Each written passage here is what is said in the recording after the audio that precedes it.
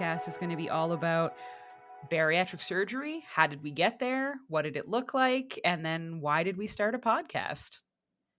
Love it. Little bit of intro and history for you. Oh yeah, it's definitely going to dive deep into intro and history, and then obviously just a ton of banter as well. And be prepared, folks. We're going to go very off script and just talk about anything and everything.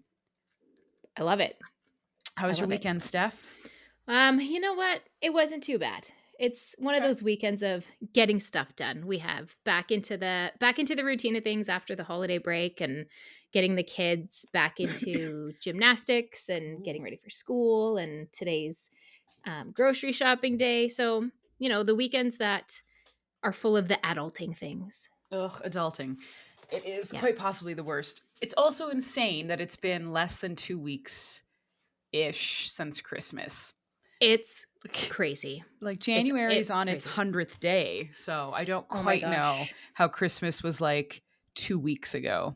I was very lucky to have a break over the holidays because I was off recently for my surgery and came back to work just before the holidays with vacation days to use up. So okay, I felt, so it must I felt be a nice. little bad. I felt a little bad booking holidays after just coming back. But I was really excited. Feel bad. No, and I was really excited until I then quickly clued in to the fact that I would be home for 2 weeks all day with my children while they were on break. And then I missed work. So yeah, I can't believe how the month is going so far. Yeah, I'm kind of dumbfounded. I did not have vacation time, only because I started a new job, not because they're not giving out vacation time. And then I went and got lovely pneumonia, so I ended up getting 2 weeks off anyway. But so brutal. Yeah, I was not impressed, but then I was like, ooh, 2 weeks off though, without having to use vacation days. Maybe I'll take that. Yeah. And I was like, hey guys, I really don't think I can come in. I'm in the hospital. No. They were really great about it though. But yes, it's hard to believe that the 20th of December, I was in the hospital, and it's like, wow, that was not that long ago. No, but I'll be honest. I live in a area where we get a lot of snow. And as somebody who is not a winter person and not a fan of the snow, it's beautiful to look at, don't get me wrong, but I am anxiously awaiting for the next few months to go be over and get spring back. I'm done with winter. Yeah, I can't wait either. I'm not a winter person. I'm going to run away to Florida here in a few weeks, and I'm hoping it's just glorious and I might not ever come back. But I wouldn't blame you. The weather this year has just been brutal. For those who don't know, we probably should have said, we're Canadian. We're in Canada. Surprise. You couldn't tell from our accents maybe, but we are Canadians who both live outside of Toronto, Ontario, in slightly different parts, but not too far away from each other. So if you're not from Canada, it's been shrivelingly cold this winter. Oh my gosh. It's been an interesting winter. It was very up and down before winter, and we had some really great teaser days. Yeah. And then it just hit us hard. So I can't wait, even just to be able to go outside for walks and the sunshine. God, and that be nice? I was loving my lunchtime walks when I was recovering from surgery and being able to get outside. And it was just that perfect, end of October, early November temperature with a sweater. And being inside on a treadmill is just not the same. I could go outside, but I'm also that person who I fall every winter to the point of where my it's to the point of where my family will watch me from the windows if I have to go outside for any reason whatsoever, because they just know it's going to happen. Oh, no. So I don't typically go for walks outside in the winter because I did fall this winter already. So it's just not, it's not the same. So I'm anxiously awaiting that nice weather to get outside and take the dog out. And for those lovely people not situated in Canada during the winter, for a little just how cold is cold, it's been about -25 to -30 most nights. I can't do the math and convert that. Neither. I Google it. Fahrenheit to Celsius, or is it Celsius to that makes me sound like a total idiot. I Google it all the time. It's cold. It's real cold. So It's like hurt your it's face cold, cold. y'all. It's cold. Yeah. So, yeah, it's very, very, very cold with a lot of wind. And unfortunately, the rest of the month is lining up to be -24, -25, -27. It's just not fun to Ugh. we're so focused on moving our bodies and getting workouts in and getting your fresh air and getting your sunshine, which is amazing, but it just makes it really hard. And when it's dark until 8 o'clock in the morning, it's hard to get that motivation to get up. And I was Mhm. going to the gym before surgery at 5:30 in the morning with my neighbors. And now, do you think I'm getting up at Nope. 5:30 to go brush my car off in -20-degree weather? Definitely No. not. No. Should I be? 100%. But it's just, yeah, it's not my favorite time of year. Yeah, it's not gonna happen. It's just not gonna happen. No. So, yeah, and that's what we've been dealing with this weekend is super cold weather. I'm excited to be in the studio recording this and not thinking about how cold Yes. it is outside and preparing for warmer days ahead because you're right, a treadmill is not the same as outside. And we're in for a long January. So hopefully in We can do it. February we get back to last year we had a week in February where it was 22 degrees just Oh my randomly gosh, in it the was middle of beautiful. February. It was like summer. That's hot for I'll take Canada. it. Hmm. I'll take it. But you know So what? We're gonna plow through and we're we got gonna this. we're gonna do it.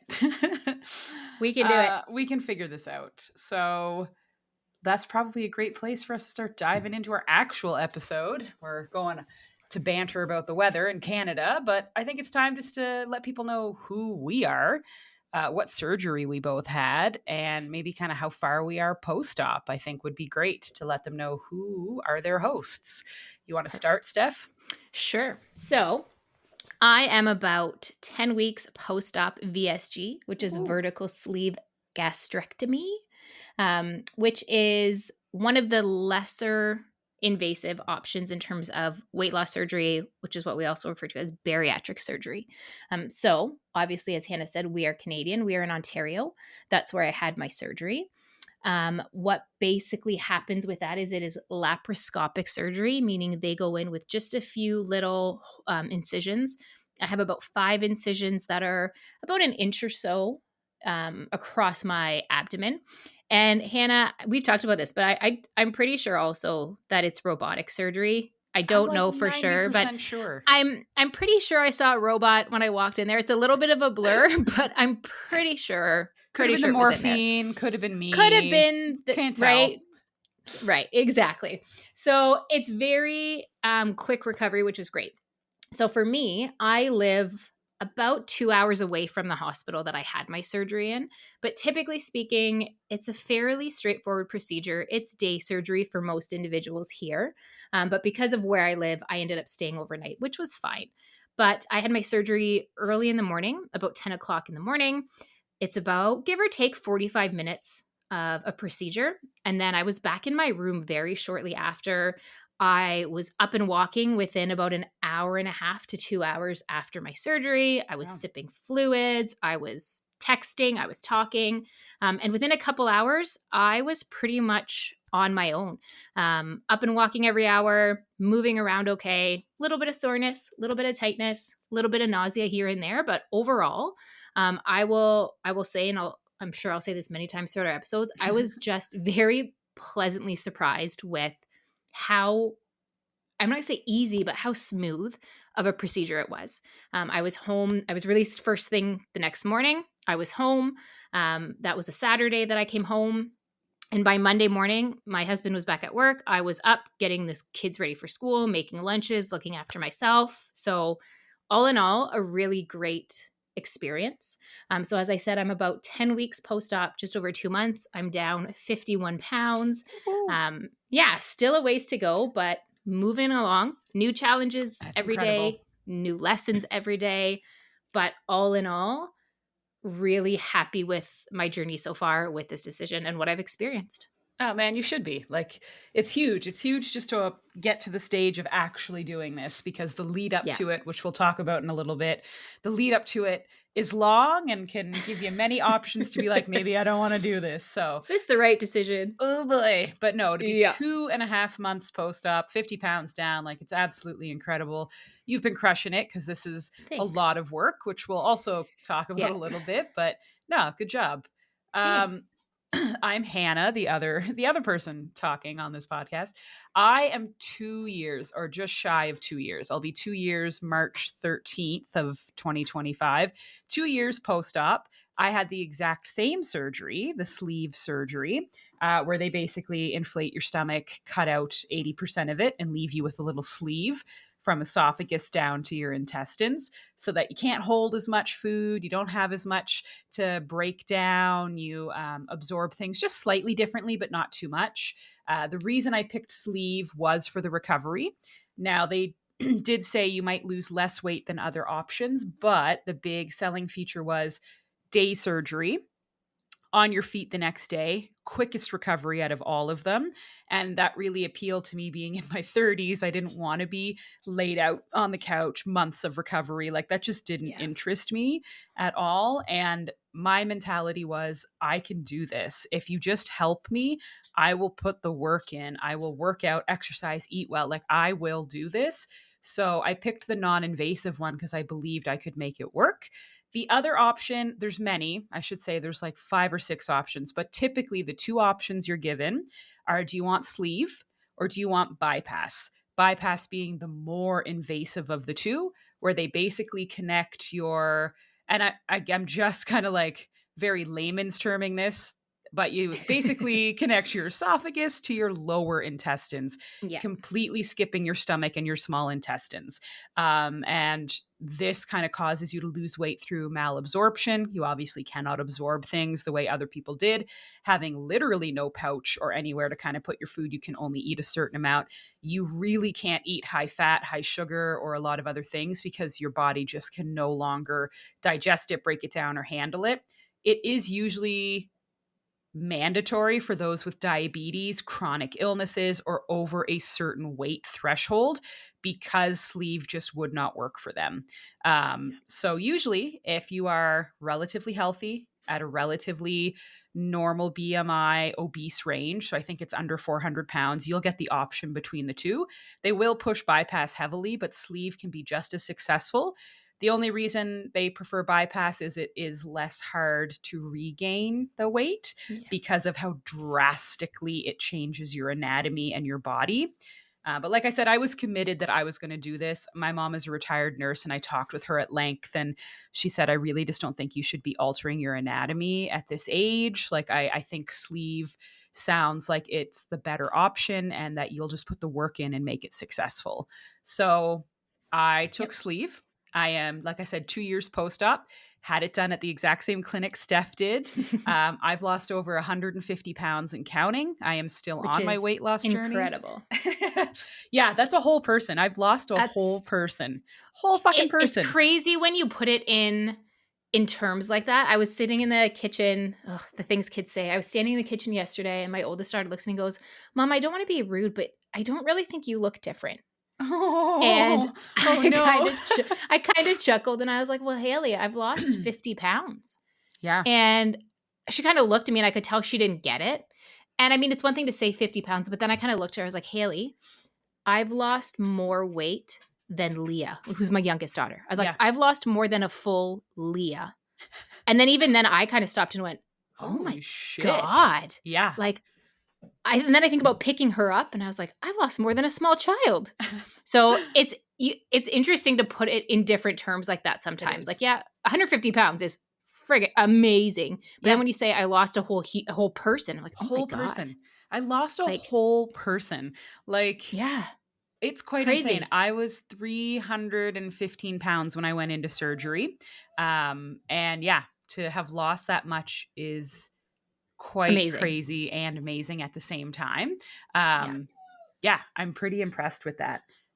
No, and you so you should be. Yeah, I know. The weird thing is, like, it is hard to almost wrap your head around it because you have goals. So, like, I still have a Yep. weight loss goal I'm trying to achieve. Yeah. And the clinic was really upfront that this is not a slow process. Most people lose Yes. between 12 and 24 months. They were like, the average people get to their goal weight maybe around 18 to 20, but they said some people take till 24. And it does depend on your goal weight because technically I Right. get to set it myself. Now, they Yes. will definitely intervene if you're like, hello, I'm 315 pounds and I'd like to be 105. They will intervene and go, Let's reevaluate. I'm going to go out on a limb that that's not fucking possible. Yeah. But they let you set your own goal weight. And then it's really funny because they check in with you throughout surgery and they go, so Yes. how do you feel about your goal weight? And there were so many times I was like, oh my God, I couldn't even give a shit anymore. I was like, if this is as much weight as I lose, I'm so fucking happy where I Yep. am.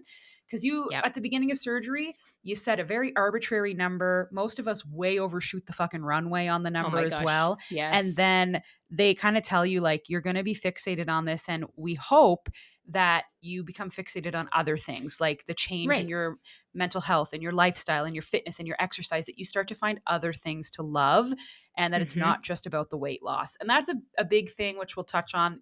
But in Canada, they don't want to hear that you just want to do this for weight loss. Like, Yeah. they're very big on, like, there has to be more than just how you look, because if It's not, yeah. psychologically you're not going to do well with this surgery, because sure, you'll lose weight, but body dysmorphia is a motherfucker Oh my and the loose gosh. skin is a real bitch. And Oh if the Lord. only thing you're going into the surgery for is because I want to look snatched and hot as fuck, they're It's going to be not for you. like, It's not for you. ooh, no, we're going to need like 2 or 3 more pretty solid fucking reasons for you to do this Yeah. surgery. Now, they won't say no to you, but they're going to really There's going to work be some with hard you. conversations that Yeah. are going to happen You're with going to you be, because yeah. it's got to be more than that physical appearance. And like I said, that's great. Yeah, Having an improved physical appearance is great. Building your confidence is great. sure. Like we'll talk about, and I've talked to you about before about how like I won't wear a t-shirt in public and I don't own a pair of shorts. Do I want to change? And that's because I don't like the physical look of myself in those things. Do I want that to change? 100%. Yeah. But can that be my only big motivating factor on No, this? it can't. No. And if No. that's my only driving factor, then either the surgery is not for me or there's got to be some hard conversations that happen Yeah, and around that's the there too. thing. Like, okay, so we both had VSG surgery. It's probably a great time just to chat about, like, the surgery. They're not going to Right. be like, Hannah, you do not qualify for this because you want to lose weight. Like, nobody's going to say that to you. But what's going to happen is I'll probably have way more sessions with the social worker, who has to approve it. So in Yep. Ontario, this is not everywhere. This is pretty typical for Canada, though. I will say, if you are a Canadian listening, Listen like in. 80%, this is what you're going to deal with, regardless of what province you're in. But if you're American, this is probably nothing like what you went through. In Mhm. Canada, you must be referred to by your doctor. Sure, great. We actually both had good doctors that Steph's encouraged her to do this, and I brought this to my doctor's attention, and boy, were they overwhelmingly supportive. And Oh gosh, he was yes. so excited about this, and oh my, yes, like, and he talked me through every step and stage and why he thought this could be really great, and he would put the requisition in that day if I really wanted to. And this is not a doctor who, constantly harped on my weight or made me feel like, I love my family doctor. Way to go, Dr. Singh. Whoop whoop. But he's just a Shout out. wonderful human. And he was so supportive of this surgery.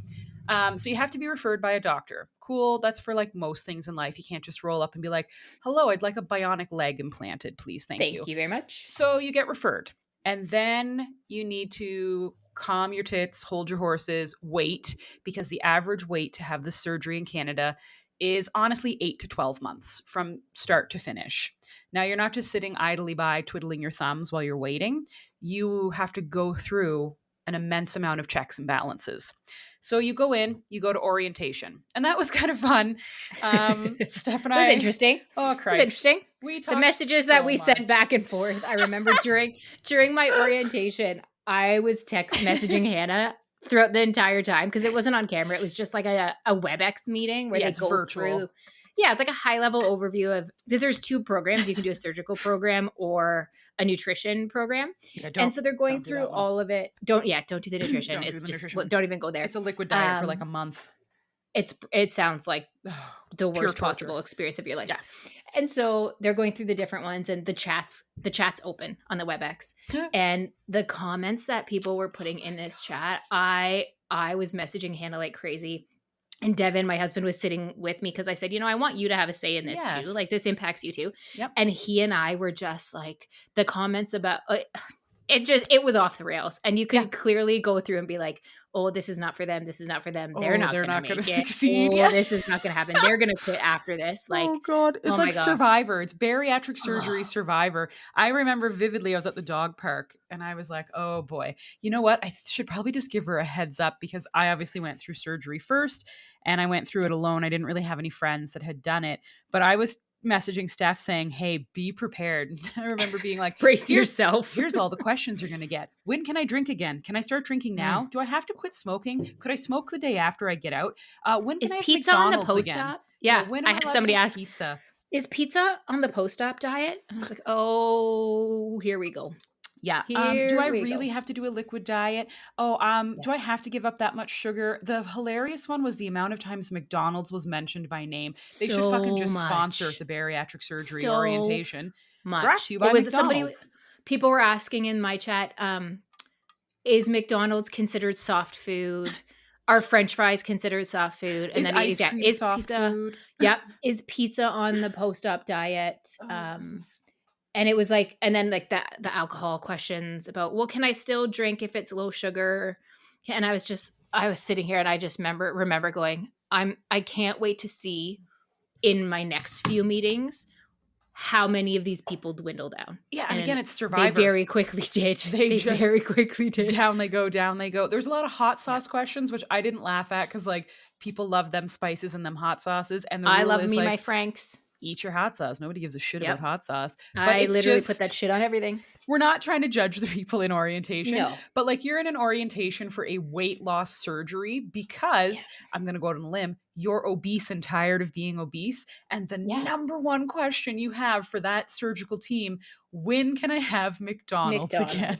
So it's I think you need to reevaluate your situation. You can just tell the nurses are like, Jesus Christ. And the nurses will just like, those poor nurses, but they'll basically be like, you can't really have that, folks.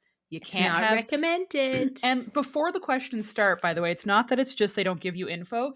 They went through an 1.5-hour slide about no high fat, no high sugar, why it'll make you basically shit your pants. And it's like, they're very clear about why this is in place. They're not just saying no to say no. There's reasons behind it. And they give you all the reasons and the statistics. They also go through that horrifying slide of regain where it's like, oh my God, how many people? 30% of people regain? 30%. And not just, and I think to clear, regain all of their weight. And then some. And then some. We're not talking like a 20-pound regain. No, because with this surgery, for those thinking of it, and this they tell you this, and there's nothing wrong with this, you'll get to your lowest weight, and then typically, not always, but typically, you'll gain 10% back. Not of your total body weight, of your new lowest weight. When you hit the lowest you're going, take that weight, 10% of that weight you'll gain back, and that's called your maintenance phase. And that is super normal for everyone. But once you're at your lowest weight, that 10% is probably 8 pounds. Like it's not much. It's not a big deal. And that's your new maintenance phase, which means if you did nothing different, you would just stay at that weight for the rest of your life, which maintenance phase, it's pretty dope. It's dope as hell. I'm not going to lie. I'm trying to get out of maintenance phase because there's more weight I'd like to lose, but it is kind of nice for me to know if I wake up and literally change nothing about my life, I will stay here. Good. And like, fuck, I've never ever had that feeling before. It's pretty dope. But yes, they go through everything in this orientation and they tell you why you have to do the things you have to do. And then after all of that, people's burning fucking question is still, can I have McDonald's? Yeah, McDonald's but like soft food. But like I can have the burrito from Taco Bell, right? And I have to say I do feel bad because I think where these people's questions are coming from. Okay, there's two streams of thoughts here, and I'm going to offend some people on this. Here we go. I know, fucking hot takes from Hannah. Here we go. All right, we're going to get canceled in episode 1. Sorry, Steph. Nice to meet you all. Yeah, it's been lovely. She's not associated with me, so don't cancel her. I was the youngest person in my orientation by probably a goddamn decade. I was the only 30-year-old in my orientation. Everyone else was pushing 60. Now, good fucking That's for them. crazy. Way to put your hand up, step up, and say, I want to do it. I Yeah. suspect most of them did not put their hand up and say, I want to do this. I suspect most of them were told, you will be doing this because now you're diabetic, your heart's going to give out. Like, you Yeah. have really reached the point of no return. And you can kind of tell based on their questions, this was not their choice and that this It is was a last something, resort for them, I yeah. think. It And was a this is yeah. no one's forced into surgery. They don't go, No. but I think this was again kind of that Hail Mary. You do Yeah. this or you're going to be on diabetic insulin for the rest of your life, or you do this or we're going to put in a pacemaker or whatever. So you could Mhm. tell the ones that like were basically told this is kind of your only option. But They didn't being necessarily wanna be there, or I don't think they had gone through the thought process maybe that we had leading up to, "Is this what I want to do?" correct. So you can already kind of tell they're very not interested in it. And I get that. There's no way I could have done this when I like I'm only 30, but there's no way in my 30s, I should say. But there's no way I'm only 30. Add a couple years, but I'm in my 30s. There's no way I think I could imagine doing this at 60 after I've lived an No. entire life, been set Nope. in my ways. Many of them are married. That's a fun one that we'll get into later. Many of them are married for now. And it just seems like this is going to be the most massively hard thing in their entire life to do. And I get that. If I spent Yep. 60 years doing one thing and you told me I have to like not even change it slightly, completely fucking upend and Overhaul. overhaul my Overhaul. Yep. whole life. And Good I'm luck. the only one in my family that has to. My husband gets to still do whatever the hell he wants. My kids get to do whatever the hell they Yep. want. And I have to be the only person in the whole family doing this. There's a reason 30% of people fail and regain their weight. And it's Yep. lifestyle and psychological. So I'm the youngest by a lot in this room. And I think that that was a big eye opener and problem. The older people really struggled with the notion of no fast food, no high fat, no sugar, no No drinking. smoking. No drinking was a huge and It still came up on is every every call. call. Even my post-op, um, or I shouldn't say post-op, but the last call I had prior to surgery where we talked about the post-op meal plans and making sure that everybody was basically all set to go because our surgery dates were coming up really quickly.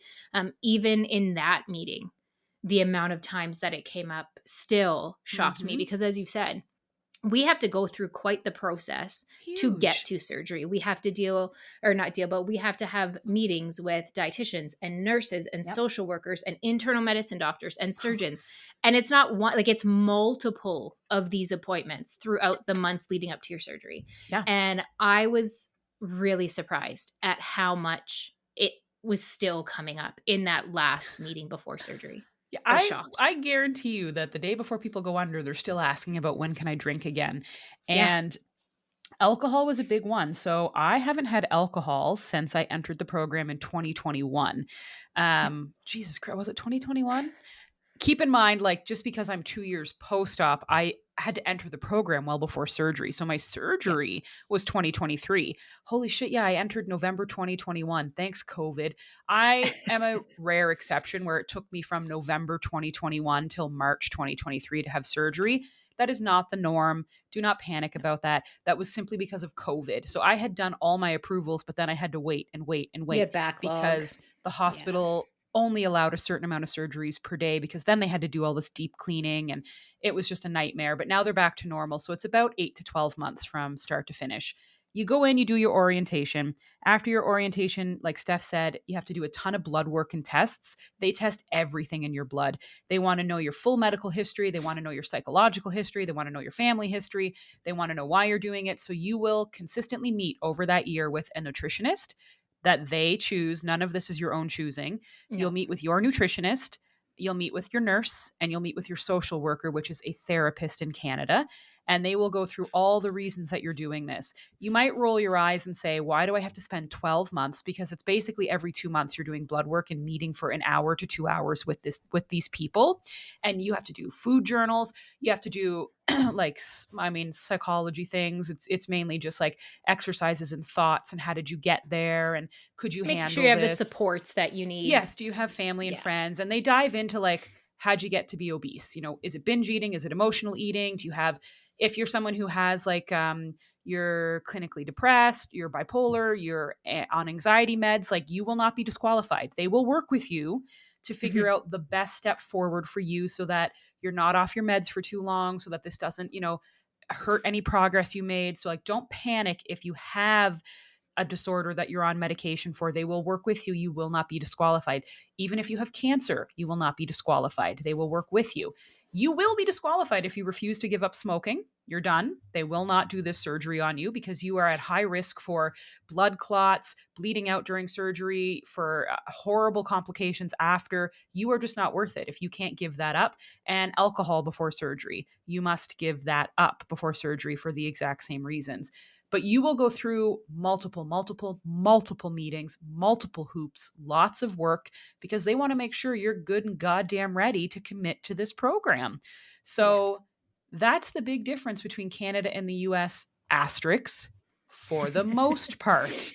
There are some clinics in the States that are like Canada. What I think Steph and I should point out, this is fully covered in Canada. That's a big We question we always yeah. get. Mine, I looked back the other day. I was going through my binder. I have a binder where I've kept everything to do with this surgery, all my paperwork, everything. I paid, I think it was like $186 for my shakes for the liquid phase, the pre-op diet phase, Yep, and that was it. that's it. Everything else, I didn't pay a single penny. No bills were sent to me, nothing, which The is only thing you pay phenomenal. for is your liquid surgery protein shakes, your two Yeah. weeks of that. And surprise, we should add that in. Before surgery, you must go on a 2-week liquid diet. It is shocking how many people drop out of surgery as soon as they hear During, that. yeah.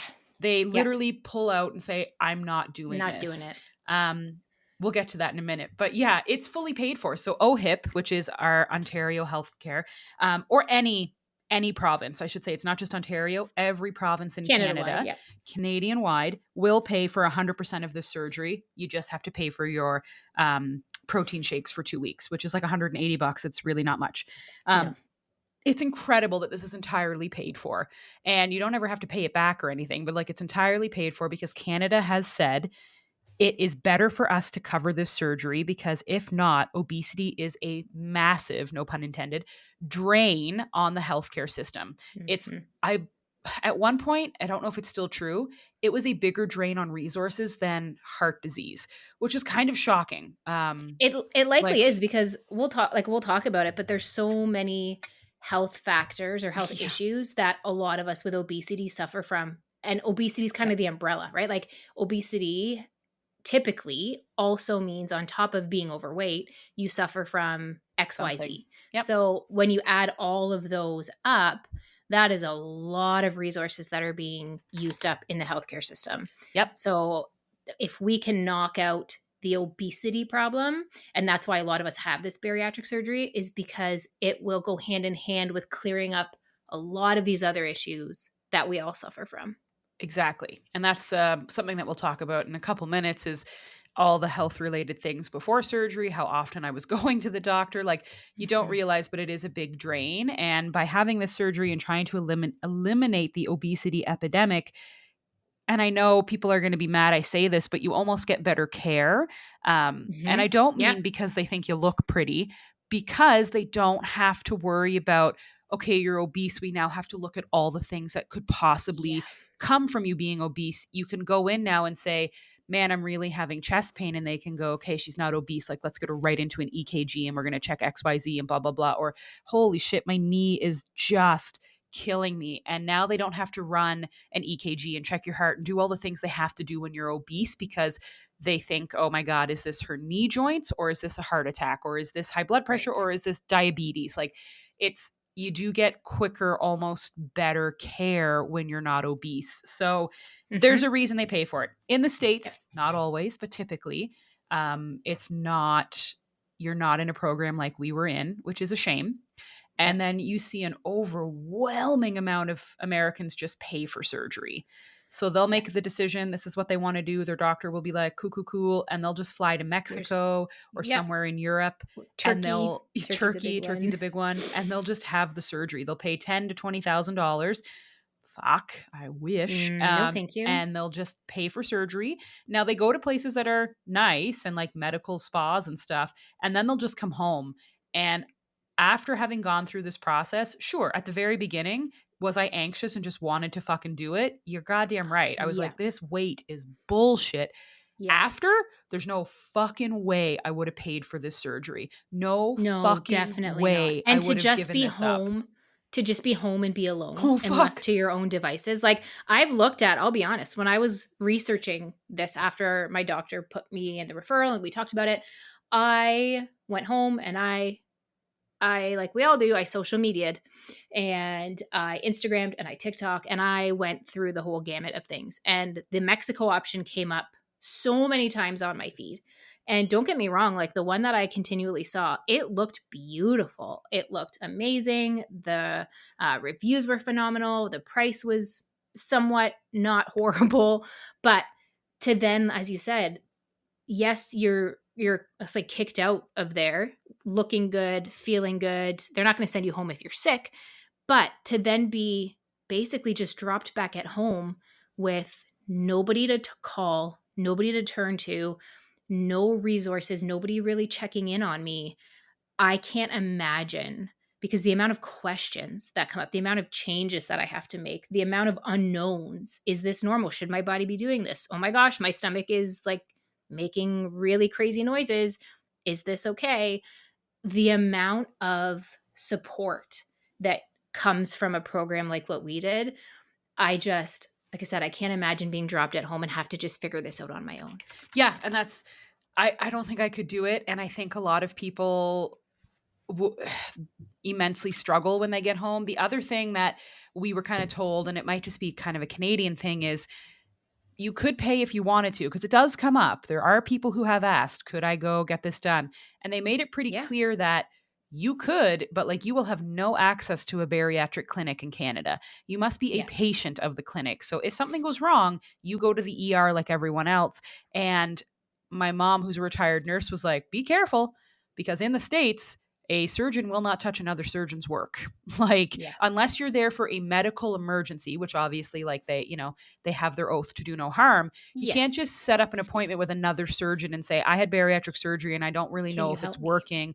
They're going to be like, nope, I'm not touching that, because they're liable. They don't want to mess with another surgeon's work. So the Yeah. benefit for us is we're part of a clinic. So if there's We can something pick up wrong the with phone. us, we go back to our hospital and say, we're a bariatric patient of the clinic of this hospital. Something's wrong. And in we go. And we go see our bariatric surgeon. Like, we go see our bariatric team for a year. You get to be part of the clinic for a year. Now, I could actually go back, like, it's been longer, but I'm not technically considered a patient of theirs. I'm now a post-op patient. Like, Mhm. I'm back in the care of my family doctor, but they're still there to help me and support me. They even have a support group, which is awesome.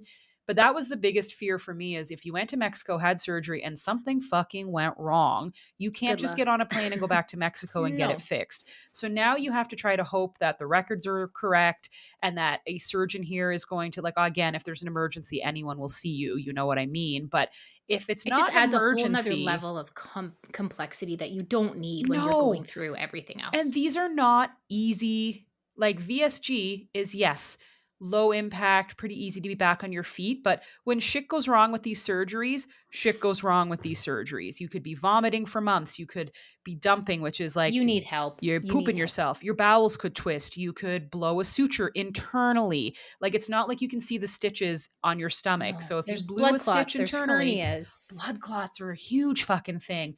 Yeah. The other thing I would just worry about is my medical history, my medical records. Like, has that been conveyed enough?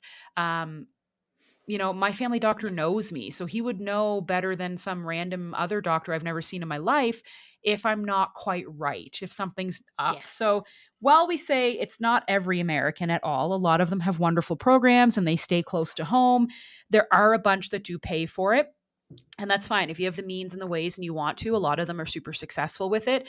Just personally, I would never do that. It's easier before surgery to want to do that after surgery, and seeing all the things that I went through before surgery and the support I get after. Never. I would never survive, because the other thing that we go through before surgery is all of what we said: the testing, the questioning, the psychological aspect of it. And it's not horrible and it's not mean. It's literally to be like, Hannah, do you really believe that this is right for you? Can you sustain this? Do you feel prepared? Do you feel excited? Is this the right choice for you? It's basically letting them check in with you every month leading up to surgery to just say, is this still the right decision for you? And do Yeah. you have everything you need to succeed? I wouldn't pay, no money in the world is worth giving that up, because No. I would fail if I didn't have all of that. Because The this, support system is key. It's yeah, crucial to being successful in this journey. 110%. And like I said, 100%. the accountability and the support, without those, oh gosh, I'd be so lost. I'd be Well, so lost. I'd be lost. And the other thing is, and this is something we've always wanted to talk about, is um, you like, you're kind of on your own, not in a bad way. So, yes, we get to be patients of our clinic for a year post op. Cool. But a lot of bariatric surgery is really on you. So after Yeah. surgery, you check in with them, immediately after and a couple weeks after that. But then you get kind of onto a 3-month cadence where you go 3 months without talking to your surgical team, without talking to your nurse, your social worker, your dietitian. Now, obviously, I had, on top of this, I found my own dietitian. I still had my therapist, who, she was so wonderful and learned so much about bariatric surgery, because that's all we basically talked about every month was, how do I meal prep better? And I'm scared to gain the weight back. Yeah.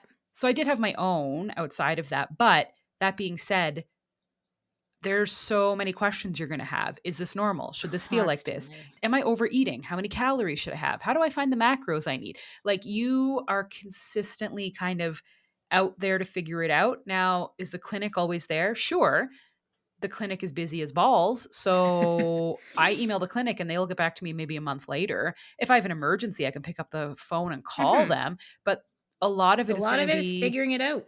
yeah, you're fine. Don't worry about it. Talk to your family doctor if you're concerned about and that, I'm not saying like any of my problems were like, oh God, I think I'm dying. But it was more, is this too many calories?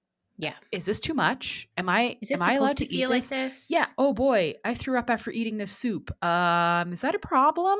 Yeah. Why am I so sweaty after I ate something I shouldn't have eaten? It's a lot of just, oh, okay, the biggest area you'll be by yourself and question you have. And Steph, I'm curious to hear if you agree with Mhm. this.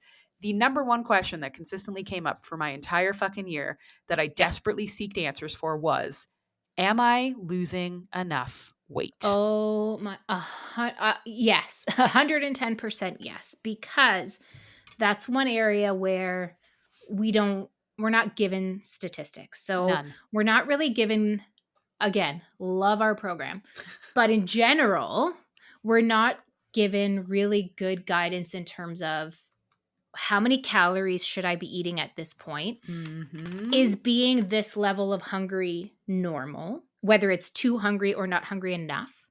So, am I eating enough? And am I on track with where I should be in terms of weight loss? So, when I went for my post op appointment in person, I was about, oh my gosh, about a month out, little over a month. And up until that point, I had no idea if I was doing well. And so I went to that appointment and they said that I was right on track, which was phenomenal. It was such a relief to hear. But now, another month, another 6 weeks out, again, am I still on track? I don't know. Is this where I should be? I don't know. I'm happy with where I am today, but a lot of those questions are kind of left unanswered. There's a lot of Googling, there's a lot of messaging Ah, Hannah the and saying, Googles. is this where you were? Um, because that's kind of one of those missing pieces. And I 100% all the time am wondering, am I supposed to be on a stall right now? Oh my gosh, Mm-hmm. the scale went up a pound. Is this normal? Did I do something wrong? So that is for sure an area where I think we're lacking a little bit in terms of guidance and support. Yeah, and that was that was what led to a ton of Googling and a ton of Oh my searching for gosh, things was, yes. and I would ask the nurse and the dietitian. I even asked the goddamn social worker.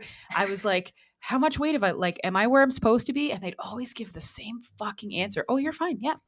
Yeah. You're Yep. right where you're supposed to be. And I was like, Or you're yeah, but doing like, great. am I at Okay, the but bottom of doing yes. great or the top of doing great? As Could I a, be doing better?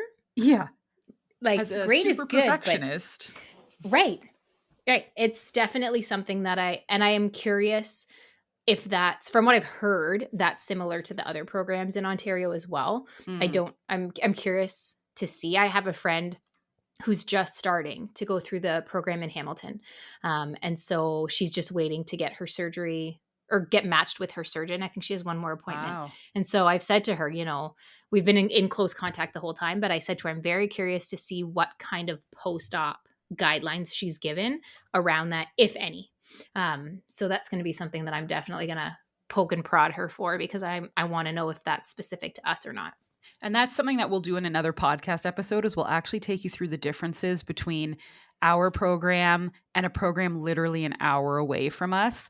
And then Mhm. also we're going to tell you the differences between my program and Steph's program. Even though we had our Like, I thought you surgery, were in the same place. we had the same fucking surgeon and we had the Mhm. same clinic. Like we both did this in a hospital called Guelph in Ontario, and we were 1 year apart. And sweet Jesus, the differences between her surgery and my surgery are You would have insane. thought you would have thought we went to different programs. You 100% would have thought that she was in some other province than I am. And it's so funny because Yeah. it's 1 year apart.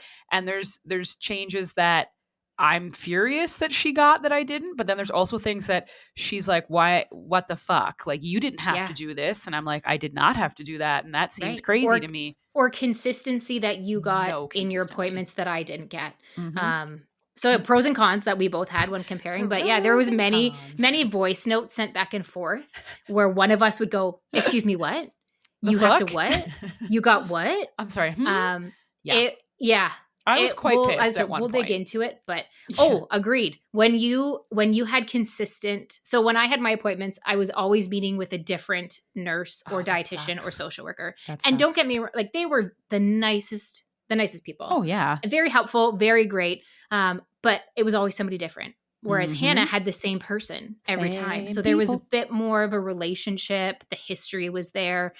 It was just more concise conversations probably than me having to repeat things and then having to go, hold on, I have to check your chart 1 second. Oh, yep. So things like that, which as we said, we'll get into a little bit more Well, down the we'll road. do a whole But episode about, yeah, like, we'll take you through all the surgical things that are different between her time and my time. And yeah, then also we know people who went to a different clinic an hour away and theirs is totally different than ours. So we'll talk about all those differences and our annoyance with a lot of them because there was. And not to be mean, we love our clinic and we love what they did, but we're also going to talk in that podcast episode about some of the things that kind of piss us off, that we were like, this just isn't fair. And I'll give a very brief example. None of our post-op appointments are in person. So obviously, I think some of that started because of COVID, but like that was 4 years ago. But none of our follow-up appointments with any of these for people, you, for you, for me, I should yep, say. Well, yep, yours keep all getting canceled, but none of our follow up appointments were in person. And yep. so we have a little bit of a problem with that because being obese, you're very used to lying, hiding things, covering it up. Like we didn't get obese, in the dark, but we're really good at denying that we've eaten things. And like we just became good at covering Sure, I things stuck to up. my meal plan this week. Of Absolutely. course I did. I didn't eat enough. I'm actually starving myself because I only eat one meal a day. And like that's why I'm fat, because technically my body is in starvation mode. So it's going to hang on to all the calories I eat, even though I only eat one meal a day. That was Yeah, me. That was Hannah, by the way. That's what I used to fucking say for an entire year, that I'm obese, 315 pounds, because I'm because I starving. don't eat enough. Yeah. Jesus Christ. But I have 2 in-person post-op appointments, Which which is you never like, got. yeah, And they're must with be one nice. of them, my one post-op appointment that I have coming up in a week or so. You didn't even get any follow-up appointment with that Nope, doctor. I did not. I did Not not even a see phone that call. Nope, did not see that Yeah. doctor after surgery. So But that my annoyance with no in person is it's going to be very easy for you to be like, oh, I lost this much weight, because they just ask Yes. you, how much weight have you lost? What's It's your current weight? going to be super fucking easy to lie about that. Are you Hmm. following the diet plan? Sure. As I eat Yeah. my McDonald's ice cream, I totally am. It's just going to be easy to lie and cover things up. And I used to tell Steph this, my biggest thing is like, doctors need you to come in for the simplest things in Canada. Oh, do you need a refill on your prescription? You actually have to Appointment. come see your doctor to do that. Like, I know people are going to be like, the fuck? Yeah, literally this, Hmm. I don't know, let's say I take vitamin D, prescription vitamin D, because like I'm just low all the fucking time. I've been taking it for well over 2.5 years now. And every time my refill expires, I still need to go see my doctor to get another one, because the doctor just wants to lay eyes on you and make sure you're not missing an arm, gray, have open sores on your You've body. gained 100 pounds. My mom says this, like, my mom is a retired nurse, and she'll always say, patients fucking lie. All they fucking do is lie. It's, And yeah. it's true, we do. So like you need Yep. to put eyes on them. So that was my Yeah. biggest concern, was you didn't want to see me once after surgery to make sure I actually was losing the weight I said, to make Yeah. sure that I wasn't looking sickly or ill or dying. Like, so we'll cover that all in another podcast episode, because I get real heated about this, but it's weird to me that you don't want to see It's us. very odd. Anybody in my immediate family also that I've talked to, they find it extremely strange. And Yep. my post-op with the surgeon was in person. It wasn't my surgeon; he was unfortunately unavailable, but it was someone who was still in my surgery, Yes. and that was in person. And then yes, I have one in about a week with the internal medicine doctor, which is in person. Motherfucker. But I know, and I'm actually surprised that one's in person. But as you said, the follow-up I just had a couple weeks ago on the phone, when they ask, "What's your weight?" I can make up any number I want. Sure could. It's shocking to a lot of people who I speak to. So Yep. we'll as Hayden said, we'll dig We'll into cover that it in a little another bit more. episode. And I know there's going to be people being like, why would you lie? You just hurt yourself. Oh boy, this brings up a great point we wanted to talk on: obesity. Um, it's not like I lost those bad habits Hmm. of lying. So I'll talk first about when I was obese. I was Yep. 315 pounds. I didn't just get hit with a fat stick and wake up that way. I now can admit I was a very large contributor to my obesity problem, because who else would be? Um, and I have a hot take on, yes, I do have some health issues that a lot of people contribute to being obese, but in my mind, they don't make you obese. They just add a little level of challenge to lose the Some weight. complexity. Yeah, but they in no Yeah. way make you and keep you obese. So when I was obese, I would definitely use the talk track of, well, I'm actually starving myself. Do you know I'm not actually eating enough food, and that's why I'm fat? Oh my God. And I would go all day with, like, I wouldn't have breakfast or lunch. I'd wake up, I'd sit on the computer, I would work, ba ba ba. And then come 3 p.m., I'd be starving. So I'd eat whole things of crackers. I would order takeout food. I'd have a burger and french fries. I'd need an appetizer and, of course, a dessert. So, sure, Yep. I wasn't eating on paper a lot of food because I was having a meal, but that meal was probably 2 to 3,000 calories.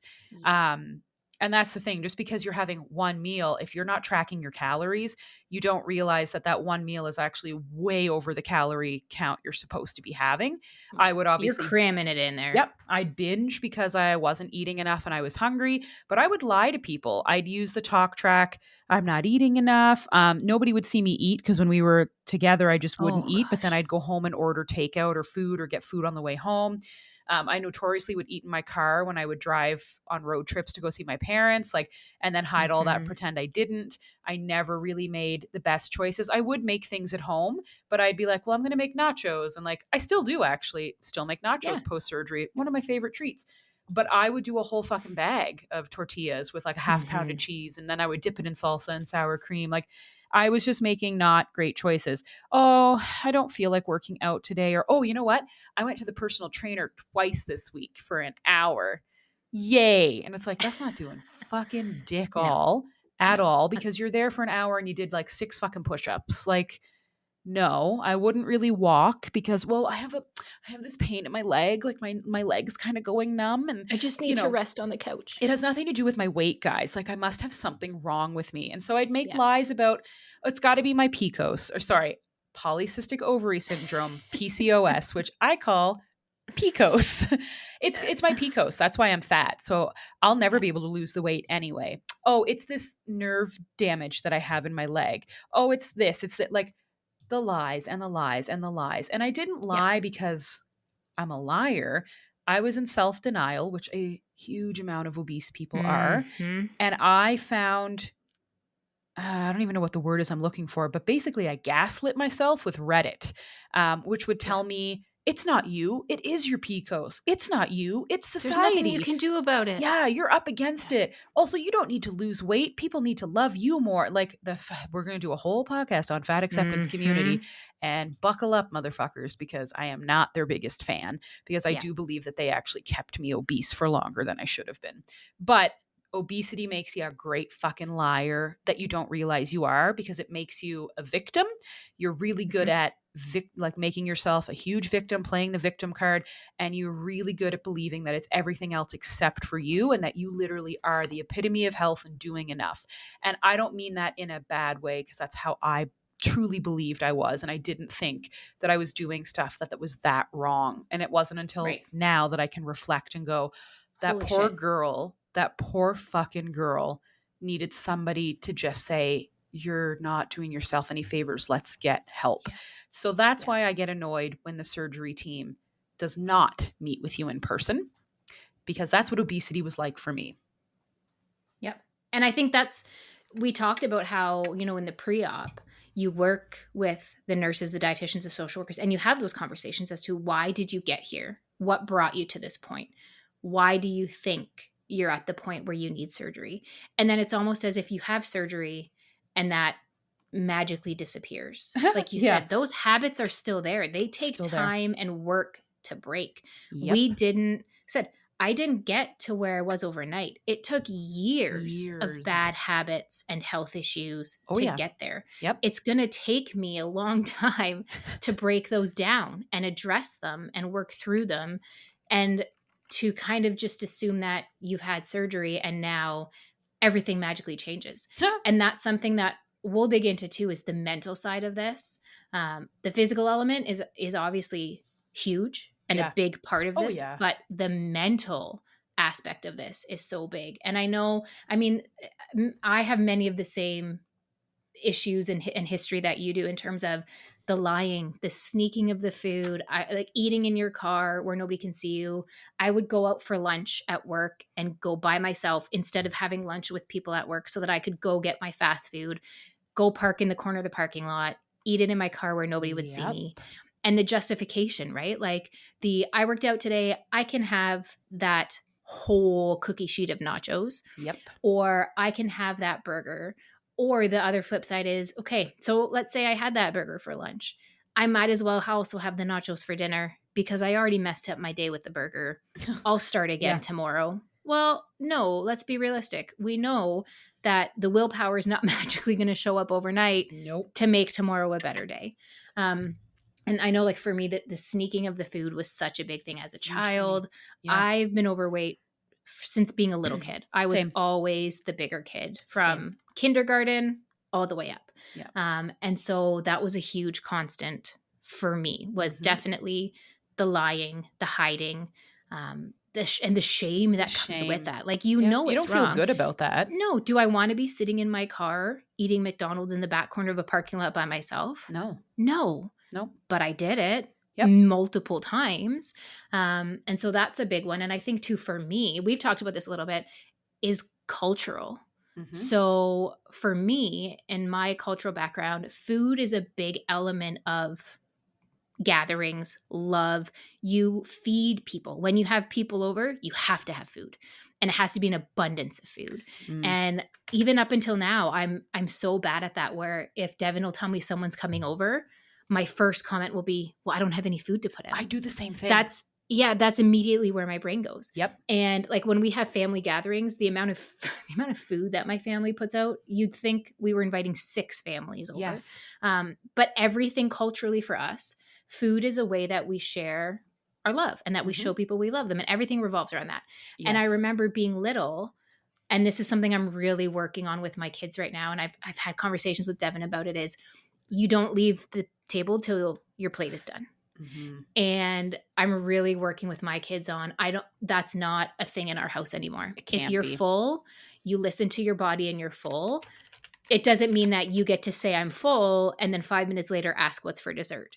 If you're full, you're full. Yep. But I'm not going to force them to sit there and finish their plate if their body is telling them I'm shut done. it down. Yep. So that's a big one for us because we were definitely well, you still have food on your plate. So sit your butt at the table. You finish that plate. That plate, by the Yeah, way, that because we you don't didn't waste get to food. pack. You were No. given a plate full of food Yes. that you didn't get to choose. Yes, because my grandparents came from wartime in Europe, Yeah. where and emigrated to Canada, and you don't waste things You don't. because they didn't have money, they didn't have Yep. those things. So I understanding where that's coming from, Oh yeah. but that was definitely something in our household. And then the flip side of that is you would get told by members of your family that you were fat. But if you then didn't eat the second helping of food or you didn't have their You were dessert, ungrateful. what, you don't like my food? Yep. Well, no, you just told me I was fat.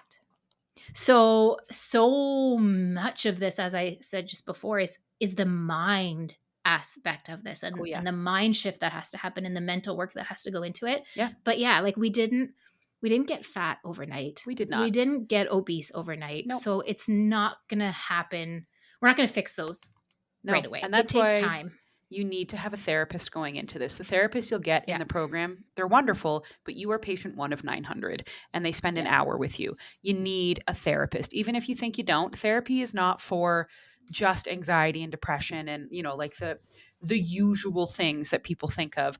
I genuinely use my therapist to talk about bariatric surgery and dating, which is something that we'll talk about in another podcast. Yep. But literally, all we've been working on is accepting my new body, accepting compliments on my body. How can I better track my macros because I'm getting lazy with that?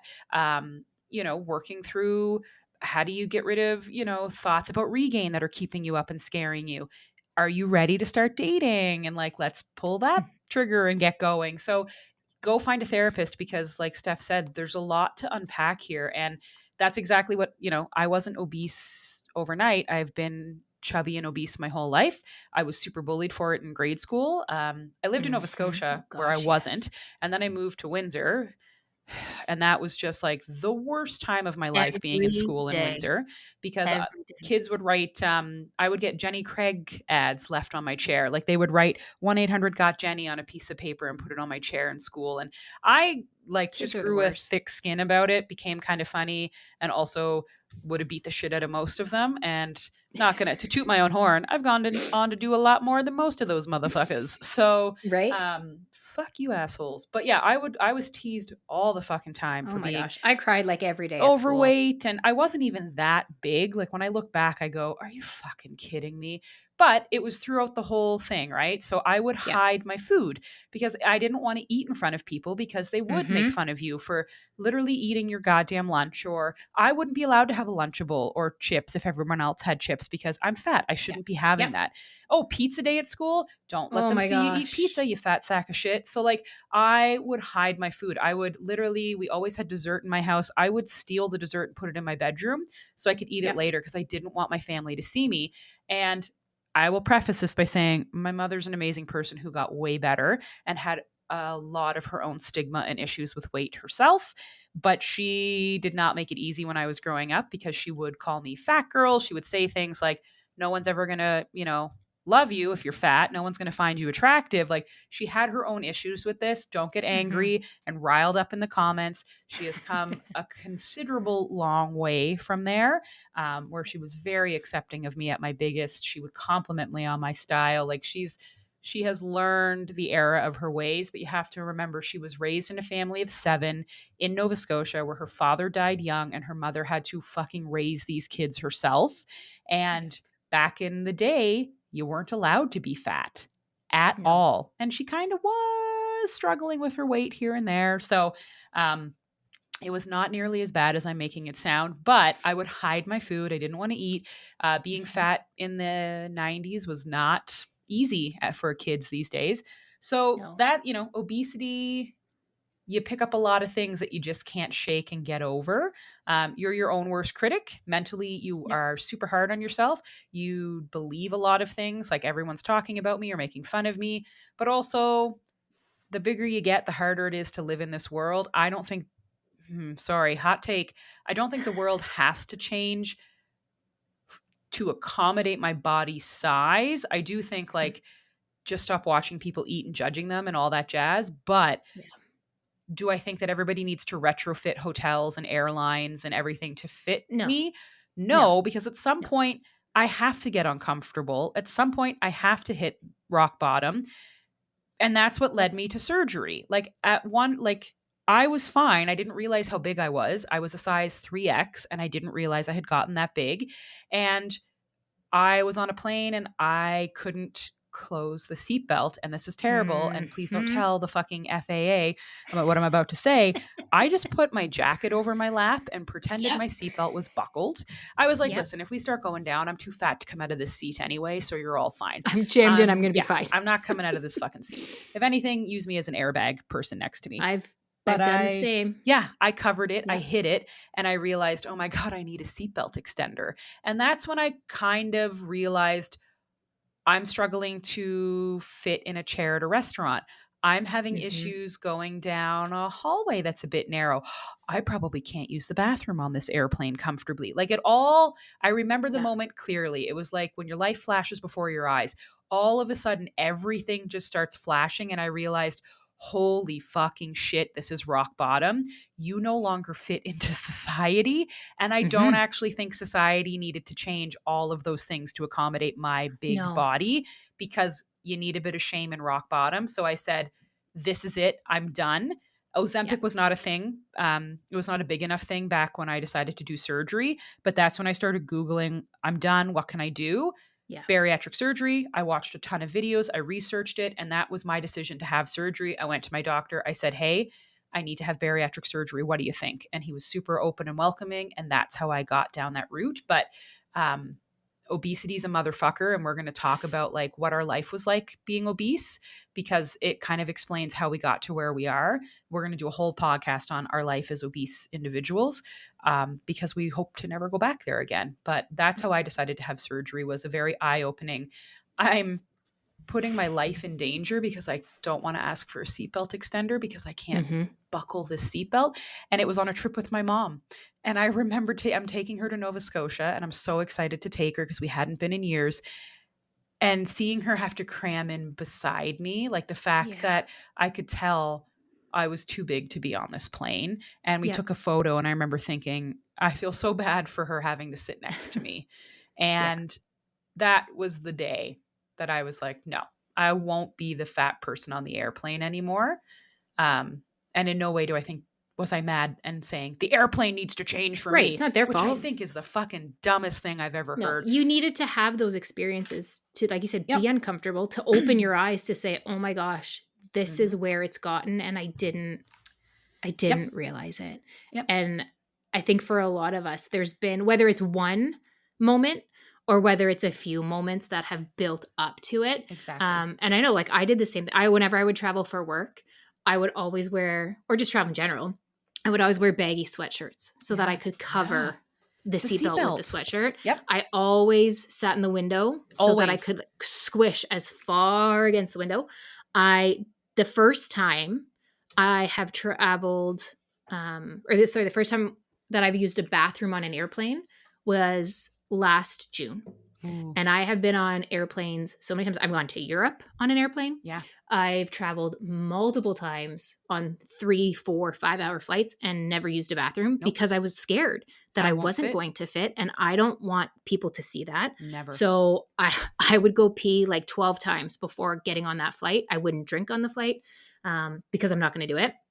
And I just, yeah, for the first time used airplane bathroom last June.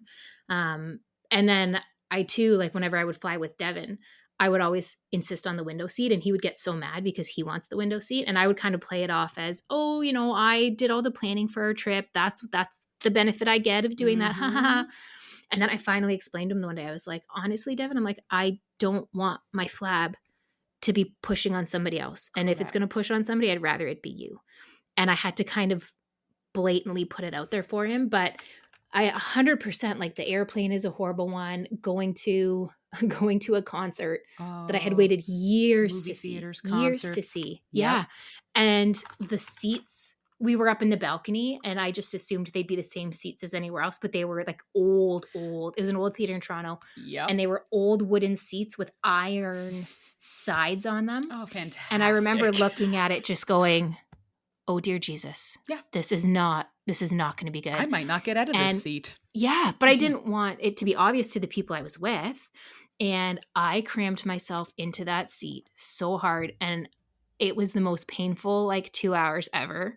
Mhm. Took away so much from this concert I had waited years to see. Oh, And then I remember getting up to go to the washroom the next morning. And as I pulled my pajama pants down, the elastic like skimmed my legs and I was in so much pain. And I thought, what the hell? And I looked at my thighs, and from like my pelvic bone to my knees was beyond black and blue oh, from Steph. being crammed in that seat.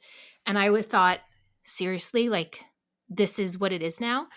And then right before surgery and making that decision, we had talked about maybe going to Disney World with the kids. Oh, And I remember Googling and watching these videos and thinking, I'm not going to fit yeah. on over half of these rides.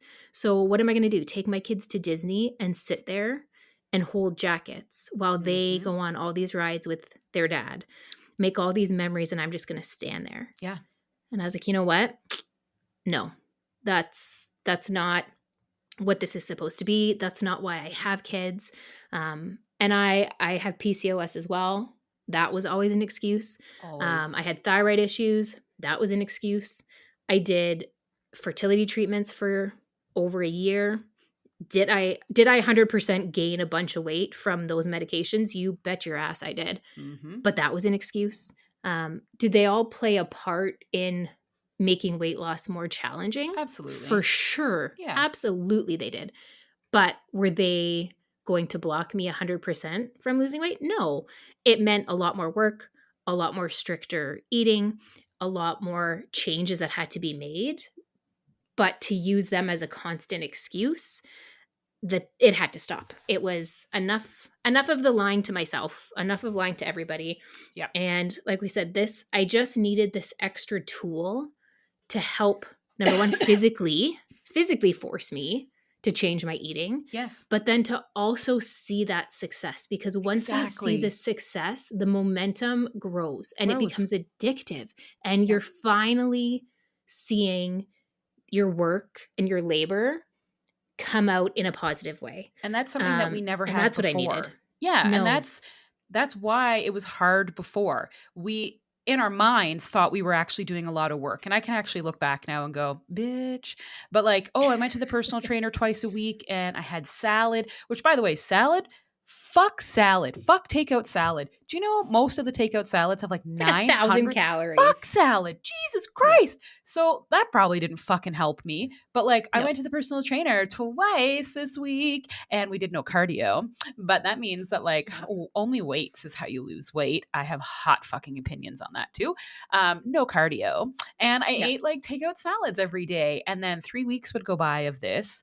And I wouldn't have lost a single goddamn pound. And so it was Yeah. like just the worst. This surgery lets me see this is what could be possible if you don't give up on this plan. It Yeah. basically front loads the weight loss kind of journey. So you've lost the weight. Now it's up to you to maintain that. And a lot of people argue that maintaining is much easier. Like fitness gurus and a lot of experts and a lot of trainers will say, you shouldn't be failing in the maintenance, but a lot of you are because you go back to your old habits. But in theory, maintenance should be easier. And so I think that's where this surgery was born, was front load the weight loss and then Mhm. make them maintain the weight loss. And Yeah. now that my body needs less food, less, and I can move more, you need to exercise every day, not twice Yeah. a fucking week. You need to not Yeah. be eating 1,000 calorie salaries from fucking DoorDash. You need to like maintain. And I find it so much easier now, easier to Yeah. move, easier to breathe, easier to Yeah, do but build things. that Like success you quickly. need to see the Get the success. momentum, get the momentum Yes. going.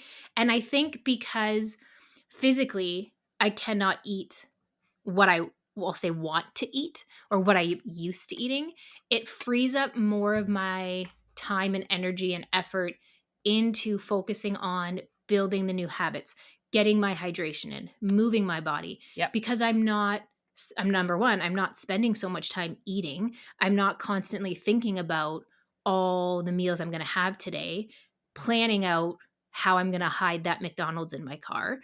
It's just freed up so much mental capacity and time for me to focus on the 100%. things that are then going to help me once I get to maintenance phase, because I've built those habits already. I don't have to think about them. I've built those routines in. I'm used to drinking my liter to liter and a half of water. All of those things are already, that foundation has been built so that the maintenance can be easier. And as you said, that first 12 months of surgery, you're going to lose weight, most likely. Absolutely. There are some people, we'll still talk about who Abso-fucking-lutely. don't.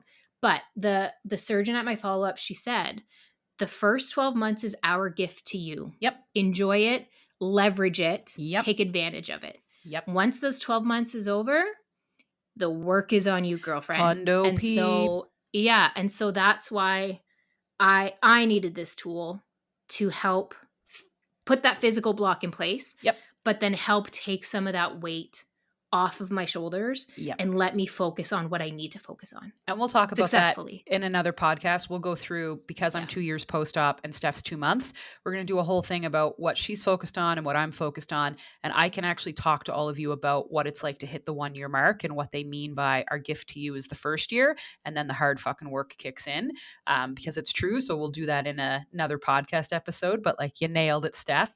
I think the best way to wrap this episode up is, where are we now? You know, what does life kind of look like for us? Because we talked about a lot of heavy shit and some depressing shit, but like, where are we now? And then why did we start this podcast? I think, you know, it's a great way to wrap things up for our very first episode. So do you want to start with where are you now? Yeah, sure. And, you know, why you think we started the podcast?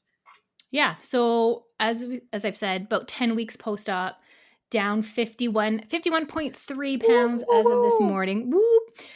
So for me, a lot of it right now is just, as I said, focus on building my habits. I was a horrible water drinker before. So for me, water's a big one, but really just still 10 weeks out, working on the habits, getting my protein in, moving my body, getting my hydration in, tracking my food, and just really trying to make things a daily lifestyle change, part of my day, part of my routine, and working on not overthinking things. So that's a big thing for me, is just still getting into the routine, getting into the habit. And every day there's challenges every day. There's learning curves every day. I have to keep reminding myself, you're only 10 weeks out. I think because, knock on wood, things have been so smooth for me, I keep forgetting that it's only been 10 weeks. And there's days when I think, Steph, you're better than this, or Steph, you should be better at that by now. And then I go, oh shit, it's only 10 weeks. Listen, it doesn't get better 2 years because I say the same shit to myself. Right. So I think that's a big thing for me. But in terms of the podcast, obviously we've talked about, you know, Canadian versus American differences and helping to bridge some of that gap and get some more Canadian content out there. But I think a lot of it for me is just having more resources out there and really working to knock down a lot of the stigma around this surgery. There's a lot of outdated information. There's a lot of misinformation. There's a lot of people who still think this is a walk in the park, or you took the easy way out. And for me, when I told a lot of people about this surgery, I didn't say when I told a lot of people, but when I started having conversations with my family, I'll be honest, the reception from them was not overly positive.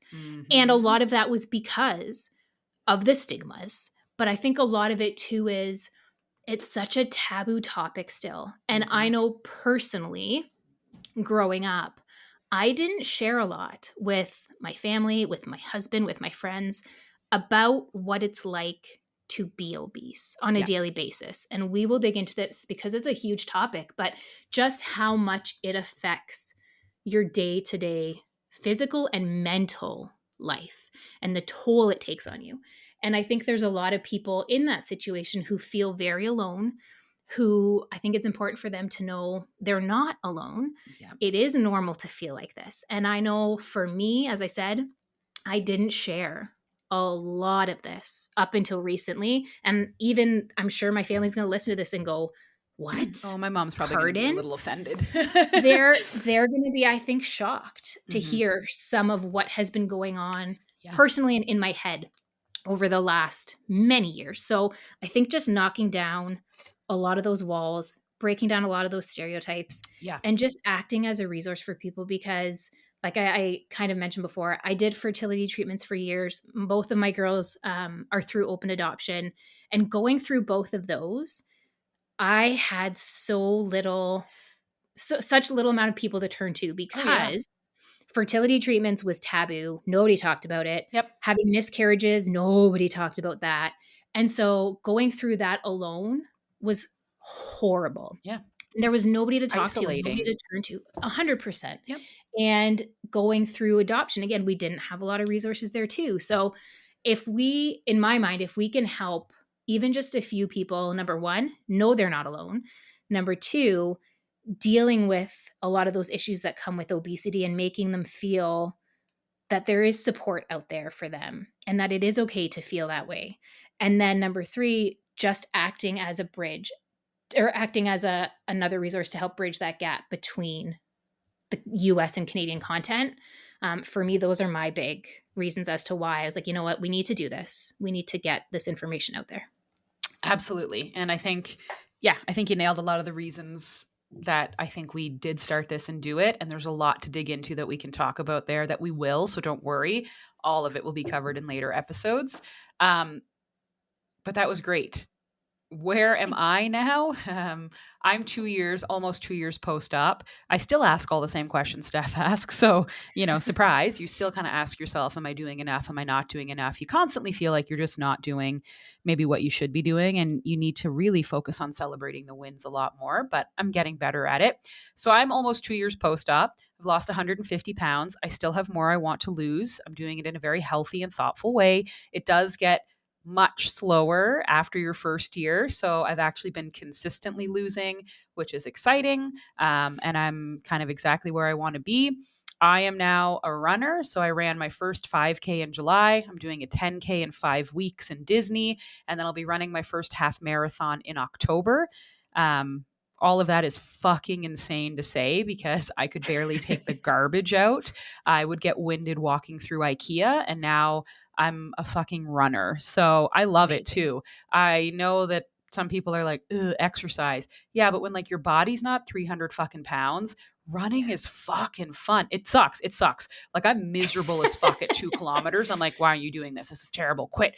Fuck. But then you finish a run and you're like, oh my God, this Nailed it. was fucking awesome. Like, I like competition. There's something about it I love. So it's insane to me to say that, like, I'm now a runner, but I'm really into meal prepping, health and fitness. I love talking about bariatric surgery. I just want to talk about it all the time and help people and, make it less stigmatized. But yeah, I'm in a great place 2 years post op. I'm hoping to hit my one weight goal by my second year surgery date. And I'm actually very on track to do that. And then I have another goal that I want to hit by the end of August. And I think realistically, I will be on that. Life for me, 2 years post op, it is not about spending 6 hours in the gym and super restricting myself. I Mhm. actually eat between Yes. 1,300 and 1,500 calories. I don't think there's anything to be proud about to say that you eat less than 1,000 calories 5 years out. There is no medal for eating less than others. That's called an eating disorder. And we will talk about that later on, how Yep. this community is full of eating disorders disguised as healthy eating. But I comfortably eat 1,300 to 1,500, depending on the level of running. If I'm running a 7 to 8K that day, I'm probably closer to 1,500. And I'm still consistently losing weight on that. My goal is I will not super cut and restrict my calories, and I will not be at the No. gym 6 hours a day just to hit a No. weight loss goal. I want to hit my goals in a very measurable, meaningful way so that I enjoy my life and that my life is not all focused on you need to only eat 1,000 calories and you better be working out all the time. So right now my life is amazing. My meal prepping is great. I love the level of exercise I'm doing, and I'm still consistently losing weight and losing weight and losing weight. So yeah, realistically, things are really good right now. I still have a lot that I struggle with, and I can't wait to take you all through what 2 years looks like because now the fear is about regain, and boy, she loud and she in my voice. But we started this because I personally found that the communities were toxic as fuck. I found that there was Mhm. a lot of misinformation and there was a lot of influencers disguising themselves as bariatric Oh gosh, people. There's a yes. lot of nutritionists lying about being smart at what they do, and they're really just trying to starve you and get you onto unhealthy dieting habits. But the Facebook groups, the Reddit groups, my nurse and my clinic said you better get the fuck out of those communities now. They said overwhelmingly it's people who have not had surgery, people who failed at surgery trying to get you to fail at surgery. Because one Yeah. thing you'll learn after this is there are going to be people that do not like that you're bettering yourself. And so they're trying to make you as miserable as they are. And so they'll Yes, gaslight you, they'll definitely. try to bring you down. But that was a big, huge thing for me where I was like, there's no fucking solid information. And I'm tired of this nonsense, toxic bullshit. I'm tired of celebrating eating disorders. And I'm tired of people just, doing bad things and then calling it real. Oh man, I love that you had Yeah. McDonald's 2 weeks post op. You're You're so so real. real. No, she's a No. fucking idiot. Like, you You're shouldn't breaking the be. rules and you're setting yourself up to Yeah, fail. you shouldn't be drinking 6 pops, eating Doritos, going to McDonald's, and then ordering Chinese food and calling it real. You will not succeed in this surgery. Do not label bad, toxic behavior as thanks for being real. Get off the internet and stop looking for justification to do bad things. So I'm hoping that Yeah. we can be Nailed it. your harsh but loving Canadian besties that maybe tell you straight up, I don't How it think that's is. the best idea and here's why. But we just hope to bring you information that's solid from reputable sources like our surgeons and from like actual accredited places, not just made up bullshit. And to just be, again, your Canadian BFFs that are just here to shoot the shit and keep it raw and real. And that's why we made this podcast.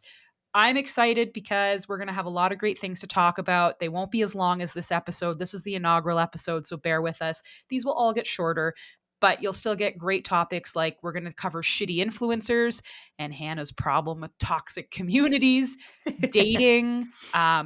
macros, what it was like for us to be obese, the fat acceptance community, and why I truly believe that they are keeping people obese. We'll talk about things like keto and dieting. We'll talk about relationships. So obviously, I'm single and dating and trying to find me a husband. But Steph can relate to what it's like to go through this with young children and a husband.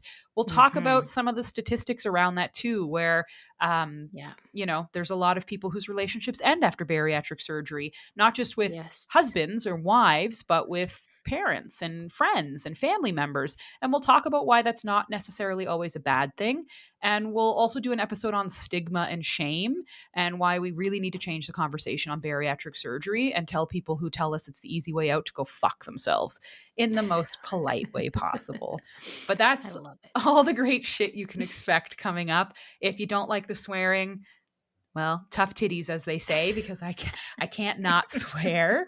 Because we're keeping it real. We're keeping it We're fucking keeping it raw and real. real. Now, Steph, are we going to agree on everything we talk about on this podcast? Lord, no. Oh, Lord, Christ, no. no. Christ, And I no. think that's one of the important things out there, though, is this journey is different for everybody. Yes. The journey leading up to surgery is different for everybody.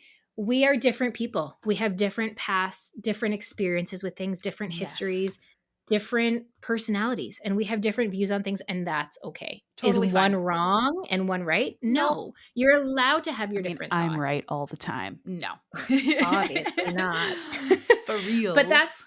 that's okay. And there are even some of the things we've touched upon today, Hannah and I already know once that topic hits, look out Yeah, because we don't agree. we have already not agreed on things in the past. 100%. But that's just part of I think the fun of this. And It is. it's important to hear other people's opinions and get that rounded view of things. Mhm. So again, be prepared. Yeah. Just be prepared. It's So going to be fun, but be It's going to be prepared. funny as balls, guys. So follow along on social because we're going to obviously post our episodes, but so much more. Like we're going to post recipes that we think are total horse shit that you shouldn't eat because they taste like garbage. We're going to post some what we eat in a day, but we're actually going to show you what we ate of that what we eat in a day, not just here's a photo of a Gosh, pretty yes. breakfast. You guess if I ate it or not. We're going to post our exercise things too so that you can see what a 2-year post-op exercise routine looks like, what a 2-month post-op, and just more about like who we are. There's Just a our lot more life. to us than bariatric surgery. I'm a potter. I'm a runner. I play video games all the goddamn time. I have a dog that's annoying as hell, but I love the crap out of him. Steph has children and a really fucking adorable dog and does a He's ton already of busted shit. through the door twice. I'm surprised we haven't heard him. I'm I've already surprised kicked Bo him out. hasn't barked either because But he's yeah, I think huffing and just puffing over here. Like, get just off the our life, podcast. like, and how we work this into our everyday life and Yes. what that looks like for us, because we still do have a life, and that's an important part of this, is how do we make it work? So Exactly. there will be the bariatric stuff, but there's also going to be just the fun, shoot the shit, everyday life stuff. So I can't wait for you guys to Follow listen to this along, and folks. give us your feedback. As Yes. Hannah said, this one's a little long because we want to make sure that we're giving everybody an idea of what's coming and what's out there. Yep. But give us your feedback if there's things that you want to hear, things you didn't like. Please let us know.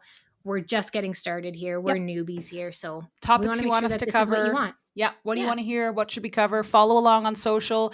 Thank you for supporting our first episode. You know, these are going to get better and better as we go, but we just appreciate you all. We hope to build a really good community. So start those conversations, be polite, be respectful, but disagree. That's the big thing we agree on. You don't have to all get along and agree, but you better be fucking respectful of people. So we can't wait to see you next week. We're going to drop an episode every week.